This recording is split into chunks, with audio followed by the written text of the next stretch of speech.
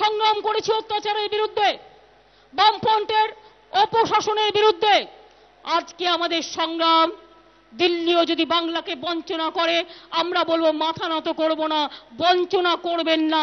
তার কারণ বাংলা কিন্তু দিল্লিতে গিয়ে তার দাবি আদায় করে নেওয়ার ক্ষমতা রাখে এবং আগামী দিন করবেও। আমি 1 বছর ধরে শুধু অনুরোধ করেছি, অমিত মিত্র, আমি 50 বার দিল্লিতে গিয়ে বলেছি, তোমাদের টাকা চাই না, স্পেশাল প্যাকেজ চাই না, কোনো দয়া চাই না, আমরা নিজের পায়ে দাঁড়াতে জানি। 3 বছরের জন্য সুদ দেওয়াটা শুধু বন্ধ করে দাও।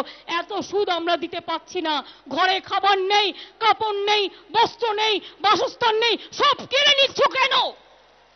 কেন কেড়ে নিচ্ছ? আমরা আমাদের অধিকারকে কেড়ে নিতে দেবো না।